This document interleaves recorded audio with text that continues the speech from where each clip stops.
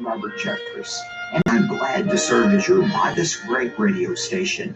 On today's edition, a document that can keep order in our country. Our forefathers designed this country and they wrote the Constitution with the assumption that people would be guided by a belief and obedience to God. Welcome to Pathway to Victory with author and pastor Dr. Robert Jeffers. In recent decades, the American government has taken drastic measures to ensure the separation of church and state. But while many have applauded these efforts, today's legislature is actually going against the wishes of our founding fathers. Today on Pathway to Victory, Dr. Robert Jeffers explains why America is, and always has been, a Christian nation. Now here's our Bible teacher to introduce today's message. Dr. Jeffers? Thanks, David, and welcome again to Pathway to Victory. I'm guessing that your household is a lot like mine today.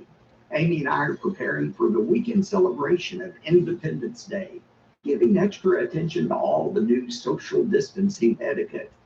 In light of the national holiday, today and again tomorrow, I've chosen to focus entirely on our great country and the Christian heritage we enjoy. But first, I need to remind you that we're in the final countdown for the exciting Praying for America matching challenge. And so today we're calling on every listener to help us meet the goal of $575,000 by this Sunday evening at midnight. Because of this matching challenge, when you give to Pathway to Victory on or before this Sunday, every dollar you give will be matched.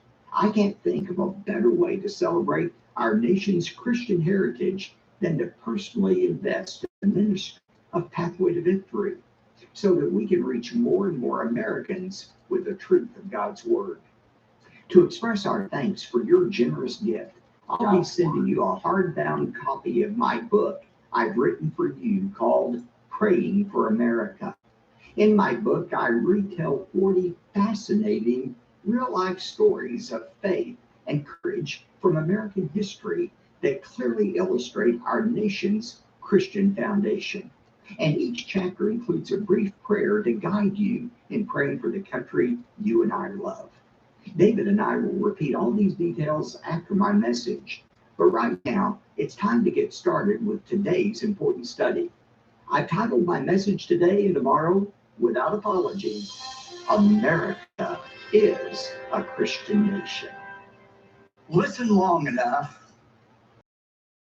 The American Civil Liberties Union, or From Religion Foundation, or any other left-wing group, and you will come to believe this history of America.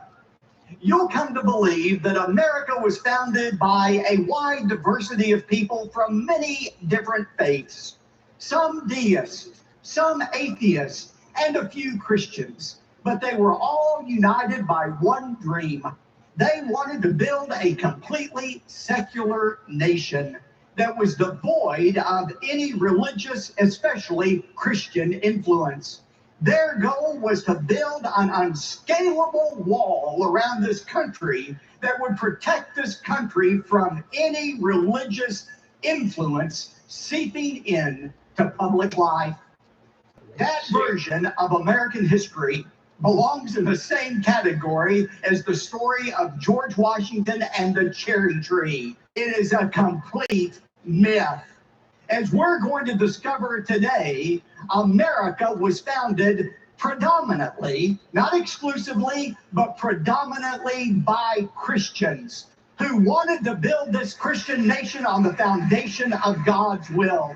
And furthermore, these men believed that the future success of our country depended upon our fidelity to the Christian beliefs.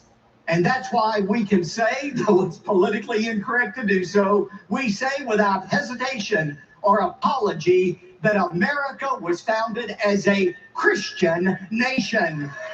And our future success depends upon our country being faithful to those eternal truths of God's Word. Now today, in the minutes that we have, I want to do three things. First of all, I want us to look at the historical evidence for the Christian founding of our country, and I think you're going to be surprised by what you hear. Secondly, I want us to look at our detour from that Christian foundation of our nation. What has happened in our country in the last 70 years? And then finally, we're going to look at the consequences of renouncing our Christian foundation as a country. First of all, let's look at the historical evidence. What is the evidence this nation was founded as a Christian nation? Well, first of all, let's look at the spiritual beliefs of our founders. Were they neutral toward religion, as we're told? No, the fact is, 52 of the 55 men who attended the Constitutional Convention were Orthodox Christians. In fact, two of our founders, Elias Boudinot and John Jay, who happened to go on to be the first Chief Justice of our Supreme Court, went on to become the leaders of the American Bible Society. They wanted to distribute the Bible to as many people as possible, and they believed that the message of the Bible could transform lives and set the nation on a proper moral course. Yes, it is true that two of our founders were deists, not Christians. They were deists, Thomas Jefferson, Benjamin Franklin. And yet even these deists did not ignore the spiritual foundation of our country. It is interesting that both of these men, Jefferson and Franklin, worked together to propose a national seal for the new United States of America. You know what that seal they proposed was? It was a drawing of Moses leading the children of Israel out of Egypt, following God as the pillar of cloud.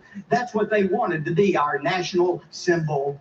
Benjamin Franklin believed that the Continental Congress should seek God's blessing in an opening prayer every time they met. Franklin said, quote, "I have lived, sir, a long time, and the longer I live, the more convincing proofs I see of this truth, that God governs in the affairs of men. And if a sparrow cannot fall to the ground without